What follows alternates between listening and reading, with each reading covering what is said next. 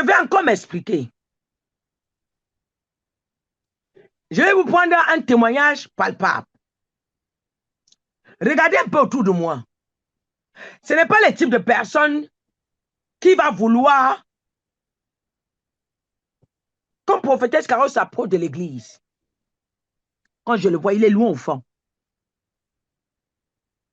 Mais les gens disent que les gens le méprisaient. Les gens ne lui disaient même pas bonjour à l'église. Mais Dieu me dit, prends soin d'elle. Un soir, le culte est fini. Je l'ai appelée, j'ai dit, viens. Comment tu vas? Elle a dit, je viens bien, maman. Elle est loin de moi.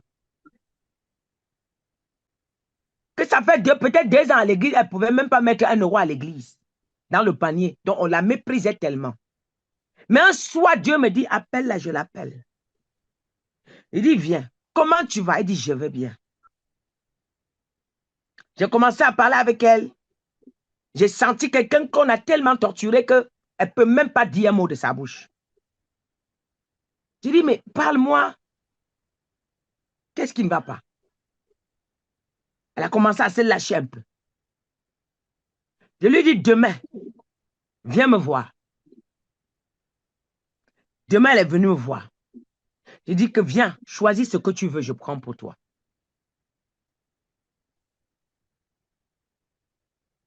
Je ne veux pas me vanter. En fait, c'est pour vous donner un message. Excusez-moi.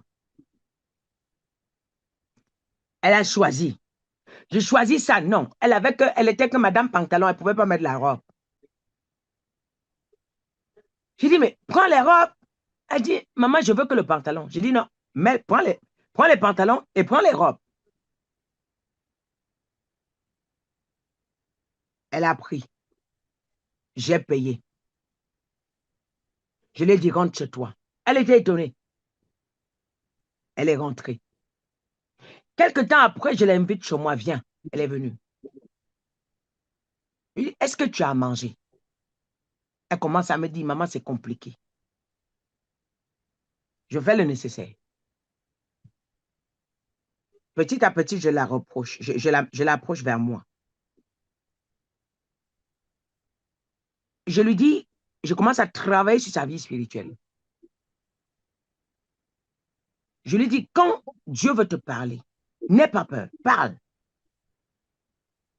Là, elle a commencé à se sentir un peu en confiance. Quelqu'un qui se voyait qu'il n'a plus personne au monde.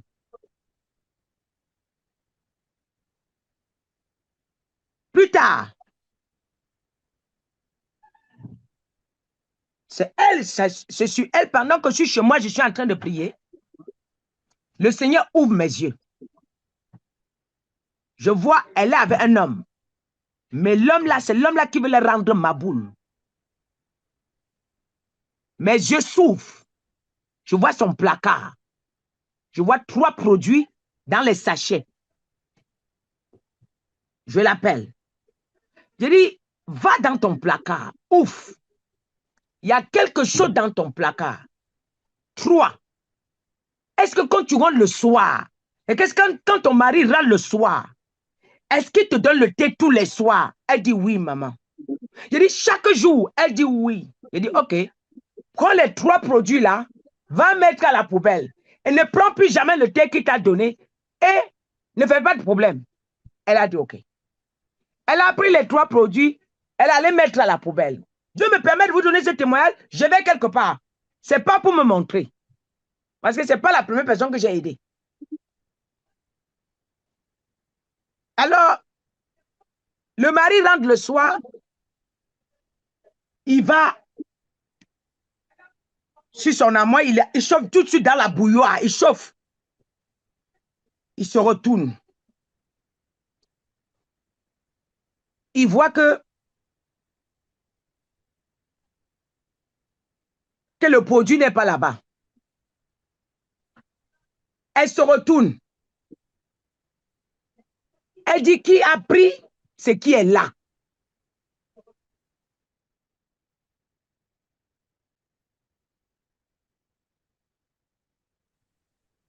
Elle dit qu'il a pris le produit qui était là. Elle dit, je ne savais pas que c'était les produits importants, comme c'était dans moi des vêtements. J'ai jeté. Hey, le mari s'est déshabillé. Le mari s'est déshabillé. C'est parti là. Une semaine, elle ne donne plus le médicament. 3 jours, elle ne prend plus le médicament. 4 jours, elle ne prend plus le médicament. L'amour qui était contraire, l'amour qui était contrôlé par les médicaments est parti. Maintenant, j'essaie de tout faire. Ça saccade, tout se gâte. Puisque le médicament, il n'y a plus le médicament. Le médicament qu'on détenait, on a arraché la fille, on a allé épouser la fille sans ses parents. Jusqu'à ce que sa maman est morte. De douleur. Elle ne pouvait pas dire un mot. Elle ne pouvait pas parler. Mais ne savait pas comment faire. Et quand après la mort de sa maman, elle voulait se suicider. C'est là qu'elle m'a croisé. Là maintenant, je commence à prendre soin d'elle. Le mari, elle a les enfants avec le mari. Elle a la CAF. Elle ne peut même pas toucher 1 euro. Le mois, on lui paye la carte Navigo. Elle n'a pas droit à l'argent de poche. Elle n'a droit à rien. Elle est obligée de faire, elle est la femme de ménage. Combien d'années en France, elle n'avait jamais travaillé? C'est quand elle m'a croisé qu'elle a travaillé. Combien d'années en France, elle n'avait jamais vu 500 euros avec les mains?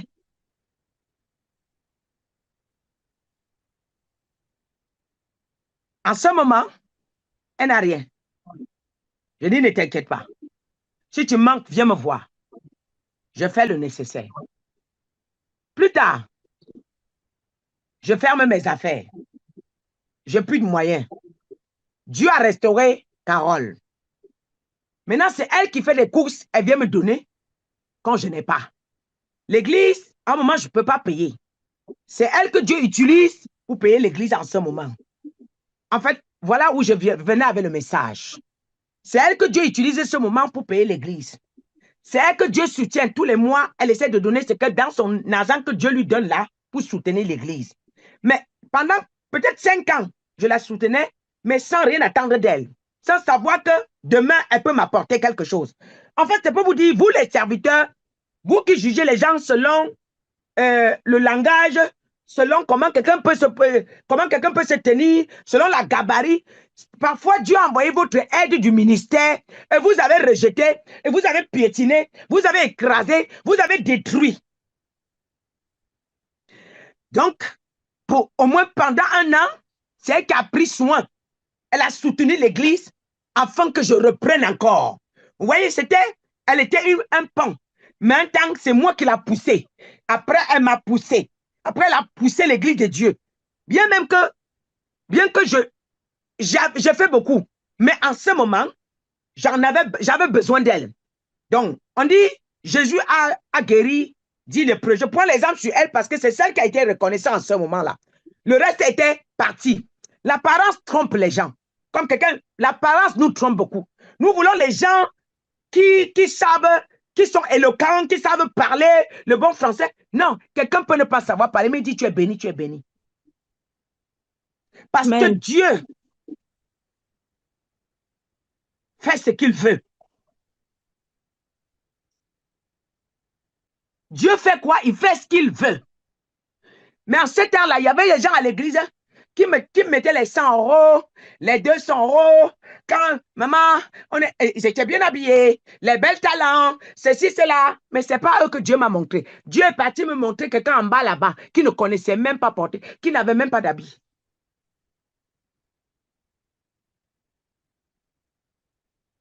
Dieu est parti chercher quelqu'un en bas qui n'avait pas d'habit. Mais il m'a dit, laisse tous ces gens-là. Tous les gens là qui avaient de belles apparences, bien habillés là, avec des talons passés, ils sont où? Ils m'ont abandonné. Mais comme j'ai écouté la voix de Dieu, celui-là, celle-là, qui n'avait rien là, je vais vous faire rire ici. Premier virement que Dieu envoie dans son compte. Elle n'avait jamais eu autant d'argent. Elle reçoit un virement dans son compte. Je suis couché au lit. Je vois, elle a pris la carte bleue.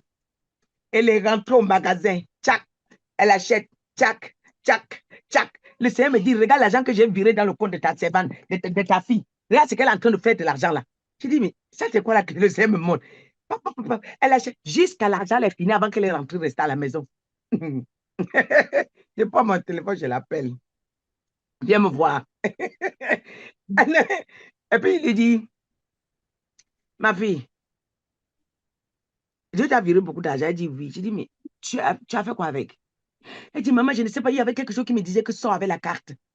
J'ai tout dépensé jusqu'à c'est fini. J'ai dit, oui, mais tu as les enfants. Tu n'as rien gardé. Tu as les enfants. Donc, et à ce moment, elle est rentrée, Dieu a commencé à la chicoter. Elle rentre dans cette coin, Dieu le tape. Elle rentre là, Dieu le... Je t'ai envoyé l'argent pour... Je t'ai envoyé, c'était pour toi. C'était pour toi. C'était pour toi. J'ai t'ai donné l'argent, c'était pour toi. C'était pour que... Dieu chicote pendant une semaine. Elle m'appelle, maman, pardon, demande à Dieu demain.